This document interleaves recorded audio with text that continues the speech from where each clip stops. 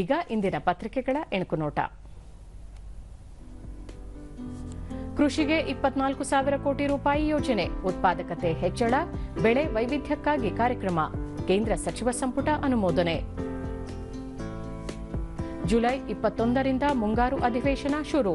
ಸಂಸತ್ ಅಧಿವೇಶನದಲ್ಲಿ 8 ಮಸೂದೆ ಮಂಡನೆ ಸಾಧ್ಯತೆ. ಸಂಸದರ ಹಾಜರಾತಿಗೆ ಹೊಸ ವ್ಯವಸ್ಥೆ.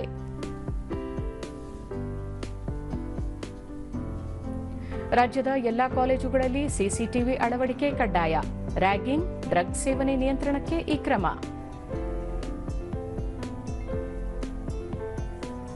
ಇನ್ನು 3 ದಿನ ಮಳೆ.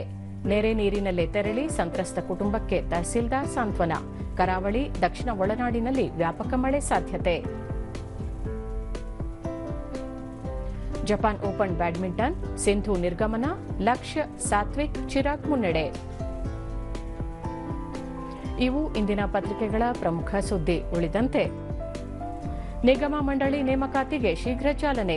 ಅಂತಿಮ ಪಟ್ಟಿ ಹೈಕಮಾಂಡ್ ಗಮನಕ್ಕೆ, ಬಳಿಕ ಅಧಿಕೃತವಾಗಿ ಘೋಷಿಸುವ ಸಾಧ್ಯತೆ. ಕರ್ನಾಟಕ ಕಾಫಿ ಬ್ರ್ಯಾಂಡ್ಗೆ ಸರ್ಕಾರ ಸಜ್ಜು. ನಂದಿನಿ ಮಾದರಿಯಲ್ಲಿ ಅಭಿವೃದ್ಧಿಪಡಿಸಲು ಪ್ಲಾನ್. ವಿದೇಶಗಳಲ್ಲಿ ಕಾಫಿ ಸುವಾಸನೆ. ನಮ್ಮ ಮೆಟ್ರೋ 2ನೇ ಹಂತದಲ್ಲಿ ವೈಫೈ ಸೇವೆ. ಸುರಂಗ, ಎತ್ತರಿಸಿದ ಮಾರ್ಗಗಳಲ್ಲಿ ಸೇವೆ. ಬಿಎಂಆರ್ಸಿಎಲ್, ಎಸಿಇಎಸ್ ಒಪ್ಪಂದ.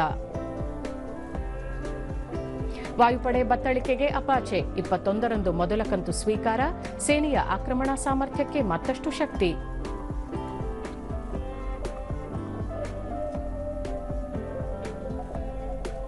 ಭಾರತ ಇಂಗ್ಲೆಂಡ್ ಮಹಿಳಾ ಏಕದಿನ ಪಂದ್ಯ. ಭಾರತ ಶುಭಾರಂಭ.